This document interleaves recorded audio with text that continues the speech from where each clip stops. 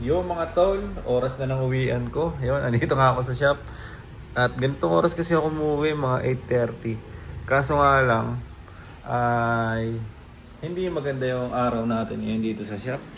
Kasi, kita niyo naman, dalawa lang yung benta natin. 500 pesos lang yung benta mga tol. Sahod ko lang to ah. Sahod ko lang yan mga tol. 500 per day ang sahod natin, di ba? So, yun, mag-extend lang tayo ng konti. Uwi tayo mang kahit 9. Wala eh. Ganyan talaga, di ba? Sa business, hindi araw-araw Pasko. Walang benta eh. Pagkakatanda ko, 5 lang yata ang pumasok na customer ngayon. Dalawa doon, nagtanong lang.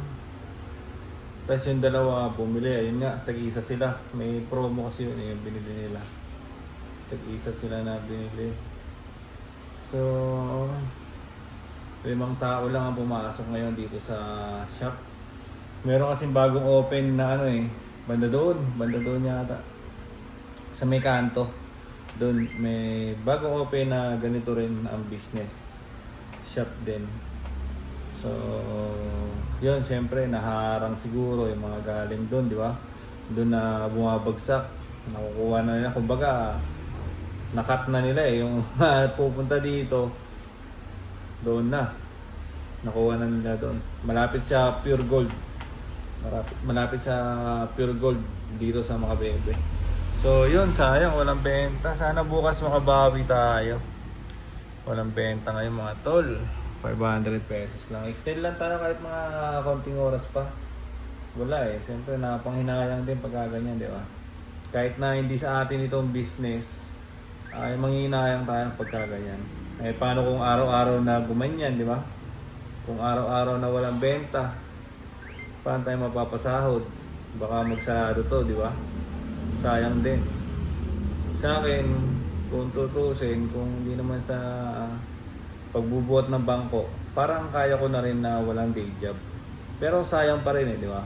Sayang pa rin yung 500 pesos na sure ball nakikitain natin. So, yun. Sana may pumasok pa at medyo maaga-aga pa.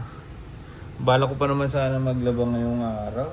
Bukas na siguro. Total, maaga naman na ako nagigising ngayon.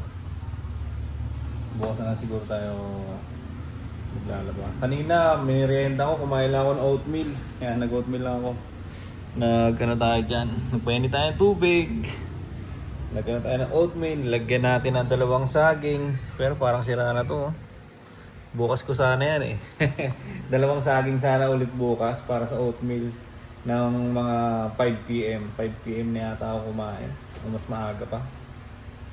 Yun. Para, di ba, iwas rice.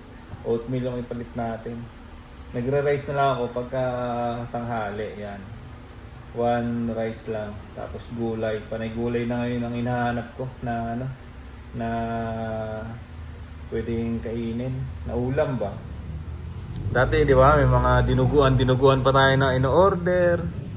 Pero pang kung ano-ano dyan na mga karne, mga prito, di ba, mga mantika. Iwas-iwas muna tayo sa mga ganun ngayon. Ngayon lang naman eh. Okay. Iiwas-iwas muna tayo kasi yun, basta kung ano rin kasi minsan nakakatakot din. Lalo na ako lang mag-isa, di ba? Mamaya bigla tayong may mangyari na hindi maganda dahil sa katakawan natin, di ba? Alam niyo naman yan mga tol, no? Alam niyo naman yan, may mga ganyan na senaryo sa buhay. Diba? Dahil sa katakawan niya, walang disiplina sa pagkain, walang disiplina sa sarili, di ba? Kain ng kain, porkit may pambili ng pagkain. So tayo, control tayo mga tol. Control! Ay, nakipagkwentuhan lang ako kasi yun nga. Ay, mag-extend lang tayo ng kakaunting oras. Tinignan ko kasi, sabi ko, oras na to ng uwian ko ah. Eh kaso wala pang ang benta. Di ba? Wala pang benta. Kayo ba mga tol, ano bang ginagawa nyo pag matumal? Diba? Ano bang ginagawa nyo pag matumal? So, yun. Sa iba, di ba? Mayroong mga promo, di ba? Ayan mga kaan dyan eh. Sa iba may mga promo, buy one take one para mapabalik mo ulit yung mga customer. Eh sila Utol kasi medyo busy sila ngayon. May main sila na business ngayon sa tingin ko, ginawa na nilang main yun eh. Yung pagpaparenta ng sasakyan, yan. Nagano rin sila ng opisina doon. Nagpagawa sila ng opisina nila. Kaya siguro, ngayon nga, hindi pa rin sila nakaka-uwi. Oh. Hindi pa sila pupunta dito, hindi pa sila nagdadala ng stock. Yan. Hindi pa sila nagdadala ng stock. At dito nga, wala na mga laman yung mga yan, oh, mga cartridge. Pati itong mga to. Yan, pati yan. Wala na mga laman. Dahil nga busy rin sila doon. Busy rin sila gumawa ng pera doon. Kumbaga sa tingin ko nga dito sa shop na to, parang ito yung pag mga sobra nilang stock doon, dito nila nilalagay para mabenta dito eh. Kasi naging mabenta rin tong shop na to. Noong wala pa yung ano na yon, yung sinasabi ko kanina, mabenta to, itong shop. Kaya nga 2 taon na to ngayon eh, di ba? Nasubok na nila. Kumbaga sa ano, nalagpasan na nila yung 2 taon. Kasi sumobra na siya sa 2 taon eh. Yun kasi pinakaamano sa business. Pag tumagal ka ng 2 taon sa isang negosyo, all goods ka na yan. Kasi alam mo na yung buwan na may benta, alam mo na yung buwan na walang benta, alam mo na yung buwan na malakas, di ba? Siyempre, pag walang benta, so yung pondo mo, doon mo pa lang ilalagay, di ba? Kumbaga, kailangan buhay ka pa rin. Ang ibig sabihin doon, yung pondo mo doon mo ilalagay. Kailangan buhay pa rin yung business mo sa mga araw na walang benta. Ganun yung sa business eh, di ba? Kasi kung wala ka ng pondo, paano ka magbabayad na renta dito pag walang benta, di ba? Paano ka magbabayad na renta sa tubig, sa internet, sa kuryente, di ba? Lahat yan, babayaran mo pag mayroon kang shop.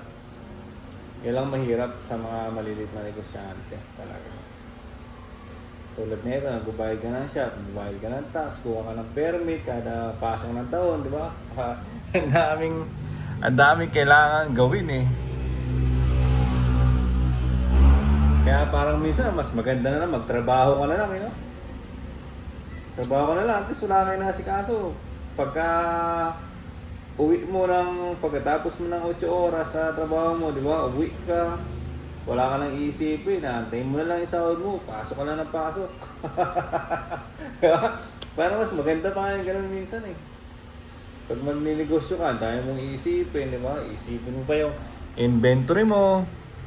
Yan, di ba? Kung ano yung mga mabenta, yun ang bibilhin mo. Kung ano yung mga kailangan, yun yung kailangan mong ibigay, di ba? Magpo-promote ka pa, di ba? Siyempre, kailangan mo i-market yan, business yan eh. Paano ka mabibentahan kung ikaw lang ang nakakaalam ng business mo, di ba? Mag-promote ka, kung ano pa yung kailangan mong gawin, mag-i-inventaryo ka, mag-ano ka pa ng in sa out, di ba? Ang dahil mong iisip. Tapos meron pa mga tax, di ba? May mga tax pa, meron pa kung ano-ano nang babayaran dyan. Eh pag empleyado ka, di ba? Pasok pa lang, gising ka ng maaga, maligo ka, mag-asikaso ka ng sarili mo, di ba? Mag-asikaso ka ng sarili mo, pumasok ka sa trabaho, mag-in ka, follow mo yung time card mo, di ba? Pag follow mo ng time card mo, yun na, gumagalaw na yung metro mo noon, no? Kuwari, 6 a.m. pasok mo, di ba? So, di bandang alas 10, coffee break na yan. Bandang alas 10, coffee break.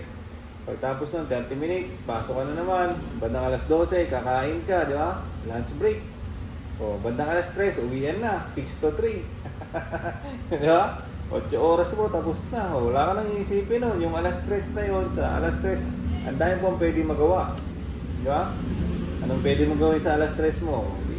Nasa sa'yo yan kung anong gusto mong gawin. Di ba? Pwede kang mag-workout, pwede kang mag-side hustle, pwede mong pagalingin yung sarili mo sa mga skill na pwedeng pag-aralan dyan, di ba? Ganun lang naman yun eh.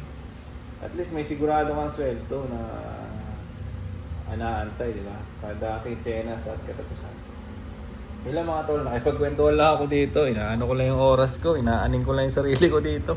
Yan nga oh, kita nyo yung oras, di ba? Naka 10 minutes na kaagad tayo. 10 minutes na nga rin itong vlog ko eh. So, i-upload na naman natin to. I-upload na naman natin to dito sa natin. Sa vlog-vlogan natin. Dito sa channel natin. So yun, o nga pala mga tol, maraming salamat nga rin pala sa mga nanonood dito sa channel natin, sa mga vlog natin dyan. Sa akin, ilalapag ko lang dito yung totoong buhay ko, kung ano lang yung nangyayari sa akin, kung ano lang yung ginagawa ko ngayon, kung ano lang yung ginagalaw ko ngayon, kung ano nangyayari sa akin. Basta ganun lang, paulit-ulit lang. Ano lang sa akin, kasi gusto kong i-document yung buhay ko na, kasi nga, unang-unang goal ko is magkaroon ako ng magandang buhay. So, dahil hindi pa maganda talaga yung buhay natin, ginugol nga natin yun siya. So, parang gusto ko siya i-document habang nandito ako sa baba na to. Habang nandito ako sa baba na to, gusto ko i-document yung buhay ko. Kung ano yung mga pinagagagawa ko, kung ano yung mga nangyari sa akin. Para kung sakaling makukuha ko yung tagumpay na sinasabi ko, ay nandito na, naka-document na yan, step by step, di ba? Nakalagay dito sa channel natin, kung ano yung mga pinaggagawa natin, kung ano yung mga side hustle natin, gano'n. Kumbaga, nirecord ko lang siya, ginawa ko lang siyang pang memories. Ito yung, kaya ginawa ko na sa channel natin, is talagang pangalan na natin siya. So, lahat ng memories ko sa buhay ko, kung gusto mo akong makilala, nandito lang yan sa channel natin. Nilalapag natin yan lahat, di ba? So yun lang pinaka-goal ko talaga sa buhay. May record ko, di ba? May record ko kung ano yung buhay ko ngayon.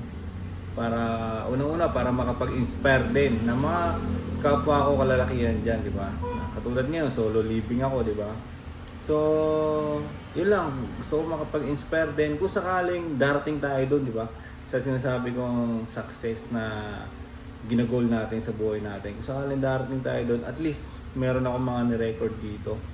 At kung sakaling man na mawala tayo sa mundong ito, di ba? Hindi naman sa agad-agad, pero darating din naman na mawawala ka. Pero sana hindi pa agad-agad, di ba? So at least meron tayong memories na iniwan dito sa internet, di ba? Meron tayong iniwan na memories dito sa internet. Parang kagaya ng mga ano, di ba? Kagaya ng mga bayani natin ba, kunwari, mga bayani natin.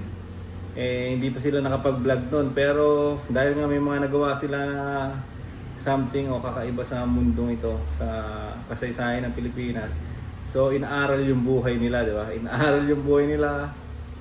Kaya, nakilala natin sila, di ba? Kasi inaaral yung buhay nila kasama sa subject.